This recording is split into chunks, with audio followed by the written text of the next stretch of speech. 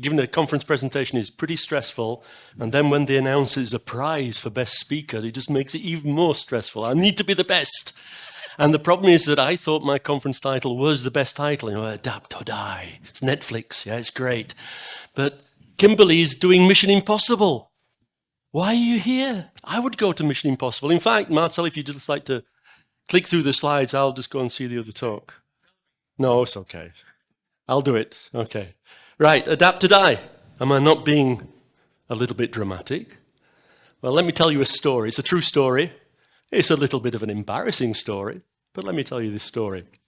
Just a little over 10 years ago, two senior test managers were sitting over a cup of coffee, which, because the other one was Marcel, it turned into a glass of wine, and then it turned into a bottle of wine. And we realized we had a common dream. We had a dream to change the testing world. And we had no idea how to do that, but we said, okay, well, at least the first step is to found a company. So we founded Tesena. You may have heard of us. We have a stand there. You can maybe find out a little bit more about us. But we're a software testing company. We're based in Prague. One owner is British. The other owner is Slovak. We're based in Prague, so try and figure out what the company culture is there. Generally, it's a lot of fun. And because we've been doing testing quite a long time, we thought we knew a lot about software testing. But what do we know about building a company? Well, nothing, basically. But we started, and soon there were more of us. In fact, we experienced something which they call hockey stick growth. Marcel's smiling now. Because there were 10 of us, and then there were 20 of us, and then there were 40 of us, and then there were 80 of us. And we got to like 132 people. We were growing really, really fast. We were super successful. We even kept drawing the line, the dotted line going up. And we said, in 5 years, we will be the biggest software testing company in the world. And then we got a punch in the hubris. And if you don't know where the hubris is, I have to move from behind the table. It's a part of your body around about here. And if somebody punches you there, punches you in the hubris, it hurts. Bum-tish. Okay, the jokes are not working today, but we'll keep going. You'll get it eventually. So Bill Gates said, success is a lousy teacher. It seduces smart people into thinking they can't lose. Now, Phil Royston said, and that's me, says success seduces normal people, because me and Marcel are really quite normal people, into thinking they're really smart, and therefore we can't lose. Václav Havel said, and I'm sure you've all heard of him, said, follow the man who seeks the truth. Run from the man who's already found it. Because people who think they're smart do dumb shit. Now, Václav didn't say that. That's me again, just in case you're wondering. So, dark times came. We went from being super successful, and we really got into quite a lot of difficulties. And the first problem was we didn't really know, I've already mentioned it, we didn't really know how to manage a company that was that big or growing that fast. That was the first sort of learning curve we had to get over. But the core of the issue was our software testing team. Now, most of our clients in those days were banks, automotive, pharmaceuticals, and they're all pretty much waterfall companies. And we came up, or Marcel, I'll give him credit for this, Marcel came up with the idea of let's give them some really good software testers. And we took people with no previous experience, and we gave them a good grounding in software testing, and then we supported their career in software testing. And our clients loved it, because these people were fairly cheap, you understand the local market, but they're actually very motivated, and they had quite good knowledge about software testing from some lots of training we provided, and then we provided quite a lot of support. And our clients loved it. Around 2017, 2018, all our clients, almost overnight, decided they were going to jump on the digital bandwagon. Digitalization was a key word. How do you do digitalization? Well, you have to do agile transformation. And they started building their agile teams, and they said, okay, what roles do we have? We have Scrum Master, Scrum Master, Scrum Master, Master, Master. Oh, that's a project manager. So we'll put the project managers in those roles. Then we said, okay, we have a product owner. That's somebody from business. Oh, we don't get on with business. We're IT. So we'll put the business analytic in that role. He's the guy that always talks to business for us. And then developers, fine, sure, they have to know some Java or something like that, front end, back end. We can hire those guys. Last role on the list, QA. What is QA? Yeah? And instead of thinking QA is a software tester, they thought QA was Batman. Yeah? And you know Batman, he's got this helmet, he's got this cape, he can a little bit fly, he's got this belt. This belt's got all these tools, all this technology. He's got a bat car, a bat cave, a bat bike, a bat boat. He's got a butler who's amazing, yeah? So he's got all these tools, he knows how to use all this technology. And basically, Batman saves Gotham City, yeah? We're doing Agile, it's going to be hell. Batman will save us. Our team weren't Batmen and they weren't Batwomen.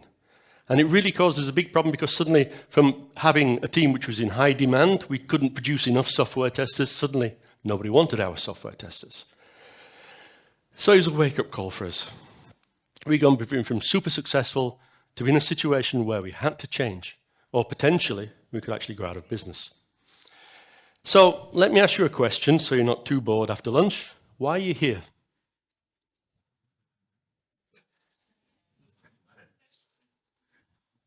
Well, you were here because testing used to look like this. There was a bit of test planning, test strategy, maybe you called it. Then there was some test analysis and design, some test execution, and then some sort of test reporting. Maybe you just wrote defects, or you had some test reports, as Daniel showed us this morning. You maybe analyzed risks and so forth. And these days, testing looks like this. You're on a one-day conference that has 2 tracks. Next week, there's at least 3 more testing conferences, and the week after that, there's some more. There's a lot of things that we need to try and find out about in software testing. And today it looks like this, or yesterday it might have looked like that. Today it looks differently because, hey, we have to use ChatGPT in testing now. Something completely new. What the hell is AI? What the hell is machine learning? It's something new. And knowledge for us now is like air. We're so challenged now with all these new things that we're struggling to breathe. We just cannot learn things fast enough. What we're trying to learn today, we have to learn something different tomorrow. So let me ask you another question, because you're falling asleep. Why am I here? Well, you don't know the answer. I'm here. Well, that's not my idea. It's this guy's idea down here. What usually happens is there's some event, and Marcel says, somebody needs to speak at the event. No, it's okay. And he says to me, Phil, you should do a presentation. And I'm all like, I'm the good presenter in our company. I'm the guy that makes the nice presentations. I'm feeling all nice and warm and appreciated. And I think about the conference, it's quite a good crowd here. Mission Impossible is playing in the other room, but you still came. So I'm feeling quite good about that. Nobody's looking at the mobile phone. That's even more better. But then I get scared. Apart from Marcel. Then I get scared, because actually being up here is quite scary. Especially when there's a best speaker competition, And I'm thinking maybe no one will come, maybe everyone will look at their phones, maybe people will sleep because it's after lunch. And that's an emotional reaction. I do fight or flight at that point, I go back to my caveman brain. I say to Marcel, I haven't got time, or I don't know what to talk about. And Marcel's ready. He says, you should talk about learning culture. And that switches me into a rational thinking mode. He's challenged me. Because Marcel knows that I'm struggling with something which is a learning culture. I thought we had one, and suddenly I have a large team of software testers who seem very, very unwilling to learn new skills. Skills that we need to survive, that they need to prosper in their careers, and we need to learn them fast. We haven't got time. And I was struggling. Nobody seemed very interested in learning any new skills. So I had a problem, and Marcel highlighted this problem, this thing I was trying to figure out. And for me, what's great about conference presentation is teaching is a great way to learn. You've heard of this before. So if I come up here and I try and explain to you something about learning culture, I want it to be good, I want it to be interesting, I want it to be a little bit funny. So I put a lot of work into it, and it's a great way of actually learning. So if I can explain it to you well enough, it also means I've learned something. So here we go, learning culture. Where to start? So when I started looking into it, I read books, articles, and I was lost. I thought testing was complicated, but learning culture is horribly complicated. And even more, There's a lot of conflict, lots of different ideas, lots of arguments. Who's saying the truth, who's not? I don't know. I was really struggling to find a way in until I found this quote. And it's by Edward Hall, who's apparently famous, and he's an anthropologist, and he studies humans and human behavior. And he said, the drive to learn is as strong as a sexual drive. And I said, hang on. Now, my team is quite young, but they've got to the baby-producing age. Yeah? And based on the number of babies visiting Tesena's offices, I can see that nobody has got a problem with their sexual drive. But where was the drive to learn? How can Edward Hall say this? So this was my way, and I needed to answer this question. What drives us to learn? Now, before I start, and I will try and answer that question, I want to ask you, what's the expected outcome of learning? Do you all remember this day in your life? I do. It's the day I first learned how to ride a bike. It is the first vivid memory of my childhood. I remember exactly what happened. It was 1969. Yes, I am that old. Neil Armstrong had taken the first steps on the moon. The Beatles played their last live conference on the rooftop of Abbey Road Studios in London. And Phil Royston, a small child in the north of England, learned how to ride his bike. So it was a great, great year for mankind. One to remember. And my dad took me and my bike out into the middle of the road. Yeah, it's 1969, okay, so it's quite normal for children to learn how to ride the bike in the middle of the road. And he sat me on the bike and he grabbed hold of the back of the saddle and he said to me, Phil, don't look down and keep pedaling. Yeah, so off we went. He started pushing me forwards. And after a few seconds, he said, Phil, don't look down, keep pedaling. Because, of course, I was looking down, I wasn't pedaling. So I started to pedal and I looked up. Yeah, and then a few seconds later, my dad said, Phil, don't look down, keep pedaling. And I realized he wasn't holding on to me anymore. Yeah, and that sensation, the speed, it was freedom. First, you were going to be like the other kids. So you could ride your bike with the other kids. The freedom, the sense of speed. It was amazing. I remember like a few meters down the road, I jumped off the bike and it was like, yes, I can ride a bike. I said I would be quiet after lunch, but I'm sorry about that shouting. But can I ride a bike? I've ridden it for the first time. Could I ride my bike to school? Even in 1969, parents weren't quite that irresponsible. Yeah, we had something called a cycle proficiency course. Basically, everyone took their bikes to school. On the playground, they had lots of clones and lines and signs, and basically had to prove that you weren't going to get yourself killed if you went out on the road. And if you passed, then your parents might say, you could ride your bike to school. I can ride my bike to school. Great. Can I enter a professional cycling race? Did anyone watch any of the big races this year? Those guys are amazing. Yeah? Not only the bike skills, they can go down those mountains faster than the motorbikes who are there to film them. The bikes can't keep up. There's bits they don't show because they just can't film it. And the tactics, the fitness. Imagine the fitness, training, recovery, nutrition. And then it's a team sport. It's like chess. Yeah? It's 7 or 8 guys, I don't know how many, playing tactics between 20 teams to see if they can get one guy to the front and over the line first. Can I ride my bike to school? Doesn't mean I can enter a professional race. Doesn't mean I could win a race. So the expected outcome of learning is to develop the capacity to reliably produce a certain quality of results and then have a drink of water. Which means when I learn something new, I become somebody new. I have a release management system on myself. I used to be Phil 1.0. Now I'm up to about Phil 2.3. Every time I learn something new, I'm actually somebody new. I can actually now do something I couldn't do before. So simply, learning changes us. So what's the expected benefit of learning for organizations? You thought this was a testing conference? No, it's Marxist economic theory. You have a workforce. And the workforce has something called a human capital. Yeah? So that's the knowledge, skills, experience, and social qualities of your team.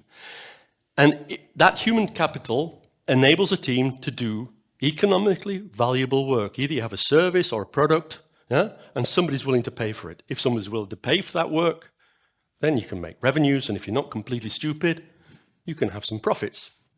If you add learning to human capital, that means the team can actually do either more valuable work or they can do the same work much more efficiently, which means you can make more revenues, maybe you can make more profits.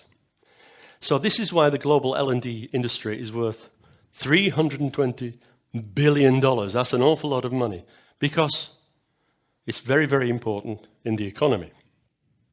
But that's not the reason these days. The reason these days is the world is VUCA. And VUCA was invented by the US military in the late 1980s at the end of the Cold War. During the Cold War, some of you won't remember this because you weren't born at the time, some of us do remember it, the world was pretty a stable place. It was crazy, but it was stable. You had two superpowers. And after the end of the Cold War, things just broke down. The world was totally unpredictable. It looked like the world was falling apart. But that was 1989. Nowadays, we're saying the world is banny, which means it's brittle, anxious, non-linear, incomprehensible. Chaotic, in other words. Nobody knows what's going to happen next. Think of any major event of the past 5 years, including the pandemic and 2 wars, who predicted they were going to happen? Nobody. Nobody knows what's coming next. And organizations cannot predict the future. I've learned this after 10 years owning a company. You cannot predict not what happens in 5 years, not what happens in 3 years. You can't predict what happens tomorrow. You just cannot predict anything. All you can do is adapt to change. And you can't adapt to change unless your workforce with its human capital learns new things. So this is why, in this modern world, learning is even more critical. You can't actually be successful as a business or even survive as a business unless you can adapt. And you can only adapt through learning. This is taken from a book called The Fifth Discipline, which is 25 years old, so it's not a new idea. And this book started like a big sort of trend in major organizations about learning cultures. So how do we learn? What's the best way of learning? Experience or a degree? I'm glad nobody's going, oh, somebody answered. Because you're wrong, I just want to point out. Yeah. So you see this on LinkedIn quite often, yeah? And it's always accompanied by this video clip. It's 2 guys playing ping pong, table tennis. One is labeled experience, the other one's labeled degree, and the clip shows how the guy with experience completely wipes the floor with the guy who's only got a degree. And I really get angry every time I see that clip because it's stupid. Let me ask a question a different way. You wake up in hospital. You're lying on the operating table. There's a sea of faces above you, and this voice says, Mr. Royston, we have to perform an operation on you. We have 2 surgeons available. One has a degree, and the other one, he hasn't got a degree, but he's got a lot of experience. Which surgeon would you like to perform the operation? I'm going with the guy with a degree, I'm sorry, but it's really stupid because to be qualified to be a doctor, you need to have a degree, which is 6 years of theoretical study, followed by at least 6 years of practice. Internships, all those student doctors you see exhausted in hospital, that's getting enough experience to actually qualify. So it's a combination of theoretical understanding and practice is how you learn. So it's not one or the other, it's both. There's lots of learning models. You'll see them on LinkedIn. If you want to improve your social score, post one of these. You'll get lots of comments. The algorithm loves it. Nobody will like your post because the learning pyramid is the official model of the National Training Laboratories in America. It looks very empirical, scientific. It's got percentages, and it basically says that the retention rate, if you go to a lecture, is 0. You walk out, you forget it immediately, and basically gets better and better, and teaching others at the end means the better retention rate. I've already mentioned this. One model. It looks pretty logical. Problem is that nobody can find the research. Nobody knows who they asked, what the answers were, how they analysed the data. Nobody knows, but it's there with the percentages on. The 70-20-10 model, 70% of learning comes from challenging assignments on the job experience, 20% from development, relationships, feedback, 10% from coursework and training. Well, that sits with me, with my personal internal theory about learning. But this is based on a survey of 200 CEOs. I'm a CEO. I'm faking it till I make it. I know nothing. This is opinion again, but it's got percentages, so we believe it. Let's move fairly quickly on, because I do get stuck on those slides. This is the learning model I like to present. It's called the learning cycle. It's based, maybe after a few years, not so closely, on a book called Mindset by Carol Dweck. If you want to change your life, and you haven't read that book, download it, read it, after the weekend, you'll be a new version of yourself. It's a very, very good book. And basically, when we want to try and learn something, first of all, hopefully we try and get some basic principles. We try and understand what it's about. And at that point, it might be good to go to a training course, read a book, watch a YouTube video, which is my favorite way of learning anything, or you ask somebody to show you how to do it. And then, once you've got some basic understanding, you start practicing.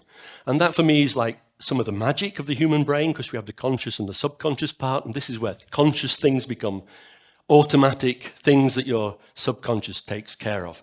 So remember when you learned how to drive a car, the instructor told you how to change gears. You did it the first time, and everybody turned around to look because you were driving down the road. And now you drove the car recently. Do you remember changing gear? I used to drive to work. Used to drive to work before the pandemic, and I would arrive in work and not remember that I drove the car there. Everything was automatic. Fantastic part of our brain is your subconscious. But then Carol explains the important part comes. We make a mistake, there's a failure, some adversity. And she has two mindsets. She has a growth mindset and a closed mindset. The closed mindset person and the growth mindset person operate differently at this point. Because when we make a mistake, it's emotionally painful for us. Because we go through life, maybe not thinking we're perfect, but we think we're pretty okay. We're pretty okay. And when we make a mistake, it's like feedback to us that we're not so okay. I'm not so great. I'm not as good as things I thought I was. And the closed mindset person cannot deal with the emotional pain. He'll walk away from it. Says, I'm not going to do that. Stupid. I'm not doing it. Or they'll blame somebody else. You might have heard other people say this. You might have said it yourself. I know I have. Somebody told me to do that. I knew it was a stupid idea at the time, but I did it anyway. So they'll blame something else. The open mindset person or the growth mindset person is able to deal with the emotional pain because they switch into some rational reflection. They get past the emotion, the fight or flight, you want to ignore the situation, and they get past into a rational thought. And they'll try and make sense. They'll say, okay, I made a mistake. It means I'm not perfect. Okay, I can forgive myself for that. That's important to be able to forgive yourself. Why did I make the mistake? What didn't I know? What should I have known? And then they'll start going around this whole cycle again. They'll maybe go and read another book, watch another YouTube video, which is what I do. Well, in this situation for me, it's probably very important to have somebody who can mentor you and help you get to the next stage in your learning. And they'll keep going round and round this cycle. How do you get round that? It's painful and it's a lot of work. Well, it requires intrinsic motivation, something that's inside you. Nobody can tell you to do this. If somebody comes up and says, you have to do this, you'll not do it if you're not motivated yourself. And I'll explain that a little bit more detail in a second. One big warning, if you're involved in interviewing people, there's a difference between experience and expertise. You might have a person in front of you who's got 5 years of experience. They've been on the training courses and they've done the job for 5 years. Does that mean they're an expert? Well, probably not, because unless they've gone through the pain and the emotion and the reflection, they might not have learnt so much as the guy that went through that cycle several times. So if you want to find out if it's an expert or a person with experience, ask the question, what mistakes did you make? What did you learn from those mistakes? How did you deal with those mistakes? If the guy says, I never made a mistake, then finish the interview because it's a waste of time. Now, the motivation and the mindset, where does it come from? I'm back in the fifth discipline. This has a very nice analogy. Your motivation is a creative tension. As I said, you're creating a new you when you learn something. So it's a creative tension. And what you need is a vision and a knowledge of where you are now. And if you imagine you've got an elastic band on your hands, then the tension between those 2 points should mean that you'll make progress towards your goal. So you need both those things. You need to understand where you are and where you're going. Now, when you have an emotional event, you make a mistake, then the closed mindset person will maybe say, okay, that's a stupid goal, I don't want to do that, and they'll adjust the goal down and make another mistake and adjust the goal down. And eventually they just end up where they started. The open mindset person might say, okay, I've made that mistake, that means I'm not here. This is not really my current reality, I'm down here somewhere, I'm over here somewhere. They'll make an adjustment. Or they might say like, my talents are not really aligned with this goal. I now know I've got a different goal, and they'll make an adjustment, but they'll keep the emotional tension and they'll keep going. So dealing with failure and setbacks is really important in the learning process. And there's two things I need to talk about because I have trouble with both those things, and I'm sure you do too. If somebody comes up to me after a meeting and says, Phil, I need to tell you something about what you said in that meeting. They want to give me feedback. Fight or flight. I want to run. I really hate feedback because I don't really need to know I'm not as perfect as I think I am. Yeah? So either I'll say, sorry, I haven't got no time, I've got another meeting, and run away, or I'll sit there and I'll start arguing. I'm fighting, yeah? No, that's not what I meant. That's not even what I said. Or you just didn't understand. So it's really, really uncomfortable. Yeah, but unless I can go through life not realizing I've made mistakes, unless somebody tells me, and then I'm never going to have an opportunity to learn. So it's kind to give feedback, but it's not nice. And we don't do it because it feels unnice. You see this picture. She's getting feedback. She's feeling uncomfortable. The guy giving feedback, no, she's feeling uncomfortable, so he screws it up even more. And it's a very horrible situation. Now, there's a book called Radical Candor. I'll save you a few hours reading 250 pages of repetition. Basically, the whole idea is that to learn how to give feedback, you have to learn how to receive feedback. So ask for feedback, learn how to receive it, and then you'll be able to give it better. The second thing is in this, do I have it here, this online world where we're always staring into this thing. The algorithms have got us completely hypnotized. Yeah? You'd never take a break. If you don't take a break, if you don't go offline with your brain for a few minutes, you'll never reflect. Just sit and stare out the window. If you're on the trolley bus or the electric car in the morning, don't look at your phone, just stare at the people, yeah? And your brain, your subconscious and your conscious will start making these connections and all sorts of things will come to you. Reflection is the key. So if you've got a deadline and you've got a test due staring out the window, don't rush up to him and say, no, we've got to run 200 test cases by this afternoon, the deadline's coming. Just leave him. Maybe he's thinking of a better way to test the thing than through those 200 test cases. So if learning can be hard and painful, what drives us to do it? Well, the answer is the answer to the ultimate question. What's the meaning of life? And you all know the answer to this, because it's either, depending on which book you prefer or film you prefer, it's either 42, or just try to be nice to people and eat healthily and live in harmony. Now we laugh, because we know that the answer to the ultimate question is not going to be so easy, and until we wait, I think it's 200 million years until the Earth produces the answer to the ultimate question. If you've read all the books, you'll know what I'm talking about. Then we won't know the answer. But we can answer another question. What's the meaning of my life? And basically, it's to seek happiness and a sense of purpose. It really is that simple. And how to understand that, I get points, hopefully, for putting in Maslow's hierarchy of needs into a presentation. I hope you know it. It's old. It's like 60 years old. But I think it's still a good model. It has lots of critics. And it starts off with your basic needs. Imagine you live below the poverty line. You have to walk 2 kilometers to get water. You have 1 bucket. Imagine how much more happy you will be if you have 2 buckets. So instead of walking to the water for twice a day, you'll walk once and you'll be much more happy. And that's basically the theory. It's in the book Daniel referenced this morning. And as you go, once you've got those basic things sorted out, then you can think about, I've got a good job, I've got somewhere to live, I feel safe. Then, because we're a hypersocial species, we're like bees or ants, we need relationships, we need people. Yeah? So having good relationships makes us happy. Then there's esteem, how good I feel about myself, how other people think about me. Everybody wants appreciation. And then we have this thing at the top called self-actualization, which I didn't understand, but I'll try and explain it now. In the 1950s, there was a new movement in psychology called positive psychology. Up to that point, psychology being concerned with what makes us miserable. These guys came along and said, okay, what makes us happy?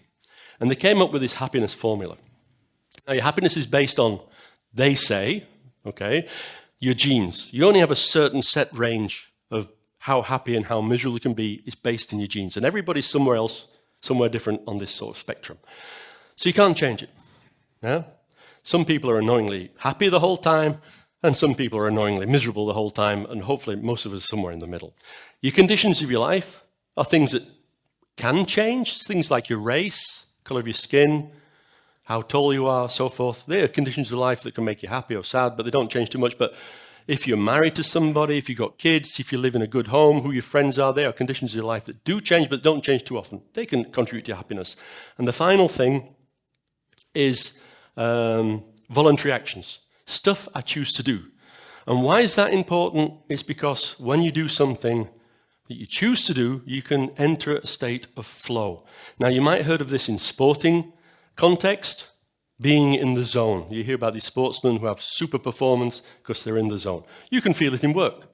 You've all had those days where you're doing something that's challenging. It's not easy, but it's kind of aligned with your knowledge and skills. It's something you can do. And as you're doing it, you get feedback the whole time. You do something, it doesn't work out. You learn something from that. Then you try something else, and it does work, so you're getting feedback the whole time. And you've had those days where somebody at 5 o'clock hits you on the shoulder and say, hey, Pepper, or Honza, or Uri, yeah?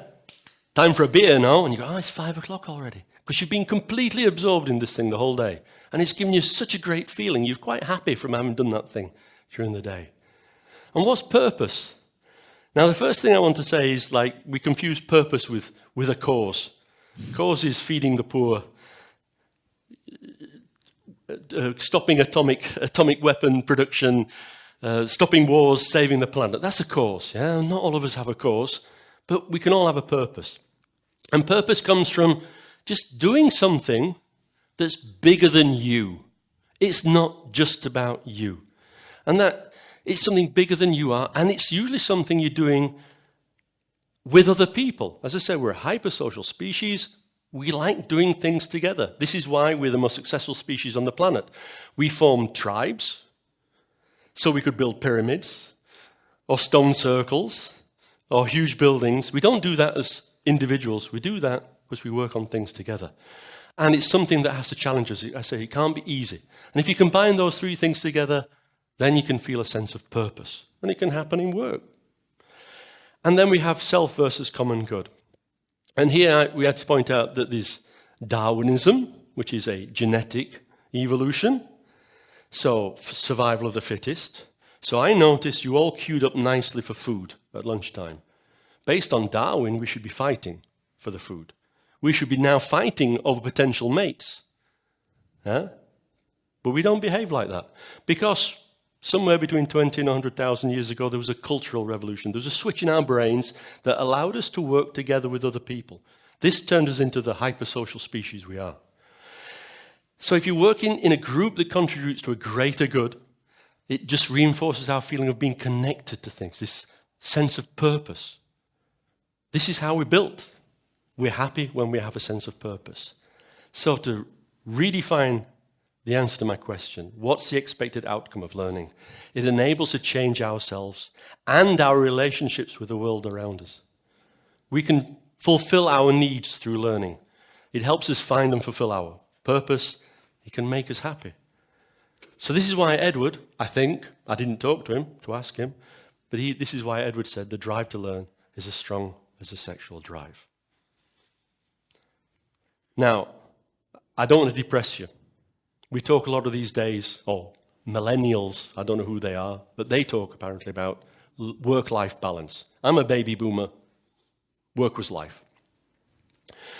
But you can't escape work. And I say this to people when they join Tesena. I talk to everybody that joins Tesena. I said, if you're not happy here, it's not worth it. Leave. Yeah? Because it takes up 8 hours of your day. If those 8 hours are somehow miserable or unfulfilling, or you don't feel a sense of purpose, or you don't work with people you like working with, there's no point, because you'll just take that mood home. It doesn't matter if you go out from work and spend 8 hours fishing just to get over work. Yeah, basically, your work-life balance will never work. You have to try and find some job, some work that can help make you happy. Now, when I left school at 16, I came from the north of England, and they told me, Phil, you're leaving school, you can get a job. And a job was either go to the steelworks or to the coal mines. This is 1980s Britain, before Margaret Thatcher closed all those things. Now, you know what a job is. It's very repetitive, highly supervised, micromanaged work. It's Taylorism. Taylor broke down complex manufacturing processes into small, individual activities, which meant that somebody with no skills and no knowledge could do that thing. But they had to be supervised. People who are in those sorts of jobs feel alienated, powerless, dissatisfied, just not engaged. You just do it for the money. Yeah? It can fulfill the lowest two levels on your Maslow's hierarchy of needs. Now, I didn't want to go to the steelworks and I didn't want to go to the coal mines, because they took us on visits to both those places, which was a mistake, in my opinion, because we saw what it was like. So I went to university instead. And at the end of university, after 3 years, I feel you should have a career. Yeah, you should think about what you want to do. Do you want to be a rocket scientist, a project manager? Do you want to be an entrepreneur? What do you want to do? Yeah? And this creates a creative tension. Yeah? You set yourself a goal, and you work towards it. Yeah, but the problem with that was that when I got promoted to be a test manager, some of my friends a year later were also promoted to be a test manager. So where's the esteem? We're all the same still. It's just a rat race. You just keep going through this cycle. People buy a car. Yeah, I've got a new Tesla. Yeah, none of my neighbours have one. I can guarantee within 6 months, most of the neighbours have a Tesla as well. Where's your esteem? It's gone. But if I can find a job that where I can feel a sense of purpose and I can do something that gives me a sense of flow, then I can cover the whole hierarchy of needs. And if I can combine those things together, I can find a job that fulfills all those needs, then hopefully I'm going to spend those 8 hours a day, 5 days a week, in a good mood and take it home. I'm finished. What did I learn? We were trying to push people into learning. And people don't resist change, they resist being changed. So take the pressure off. Let them go at their own pace. Let people set their own goals and understand where they are. Don't tell them, you're here, you need to go there. Let them find them themselves, but you can support them in that process. Accept feedback and give it well. I still can't do it. I still have a big problem with it, but I'm trying my best to sit and take the feedback and allow people time for reflection. Most organizations are completely obsessed with delivery. Even in this agile world, we're all supposed to innovate and be creative, deliver, deliver, deliver. Most teams don't have time for reflection, for learning. Align your goals of your team or your goals of your organization with the goals of the people in the team. Don't give them the goals and the values. Try and find out what they are and set the company's direction according to that. And finally, try and allow people to do stuff where they can feel some flow. There's lots of horrible things you have to do in work. Somebody has to do it, but try and allow people time to do things. Last slide. Daniel only had 1 book. I've got 4. Yes. Yeah. I've mentioned 5th discipline. I mentioned mindset. Happiness Hypothesis is about positive psychology. It's the only book I got to the end and went back to the beginning and read again. And if you want to understand more about motivation, Daniel's H. Pink's book, Drive, is not about cars. It's about motivation. So thank you very much.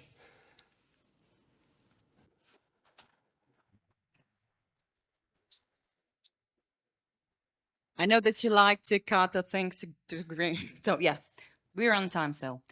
But let's have a questions. Is there anybody in the room? Yeah, the first question. Let's speed up in order to have more opportunities. So. Hey. Hi. You see, there are much more people than myself only. This is the most people I've had all year. Okay. Thank you. So you mentioned that you dislike receiving feedback. Did you manage to like it? No. Or do you cope what do you do when you receive some sort of critique? I have to, first of all, try and calm myself. Mm-hmm. I really have to switch because I'm emotional and I need to switch into a more rational state. I have to tell myself this is going to be good for me. Yeah. So it's really a conscious act of realizing I'm in that uncomfortable situation that I want to run away, but I say, okay, I really need to force myself to accept feedback. It doesn't mean you have to accept the feedback. That's the other thing. Just let the person tell you, explain it, have a discussion about it. It doesn't mean you have to say, okay, you were right, I did it wrong, but it's very good to listen and listen with an open mind so you try and understand the point of view. Sometimes you'll realize that I make a lot of mistakes. I'm as I say, a very normal person. And I have improved through feedback. There's been certain pieces of feedback that really helped me over the last couple of years. There's another question from the slider. What were the major updates of yourself in life and what did you learn? Quite a complex one. In Tesena we did this sort of this thing called insights, and it maps you according to Jungian personality types. And when we did this test, they explained how it works. You've got introverts and extroverts and cholerics and whatever, and it's based on colours, yeah? And I mapped myself as an analytical, introverted person. When they explained it, I said, okay, I'm analytical, introverted. The score came out exactly the opposite. It said, basically, I'm a dictator. I'm totally red. I don't listen to anybody. I just tell people what to do. And for me, that was one of the biggest... I was really unhappy when I read it. I was going, I'm not like that. So I took this report home. I showed it to my wife, and it's like a book you get. I said, darling, read this. It's obviously wrong. And she said, no, that's you. And I read it again, and I thought, yeah, there's actually, in some situations, you need somebody who behaves like that. It's not always good. So that was my first level of self-understanding and reflection and coming to terms with myself. Yeah? I was upset, I was angry, I was apparently like that, but then I realized that some situations you do need a psychopath, yeah, because psychopaths can switch off the emotions or have no emotions depending on where you are and make decisions that nobody else is willing to make, and the whole team needs a psychopath sometimes. So I now would say that this understanding that some inner me is this introverted analytical person, yes, he's there, but he's buried beneath this sort of red horrible psychopath. And I try and learn how to balance those two roles. I try and play the one role more, but switch on the other role when I feel it's necessary. So it's this self-understanding for me was one of the big moments in my life. Yeah. And since then, I've only read these self-help books. I read a lot about psychology. I find it very, very, very interesting.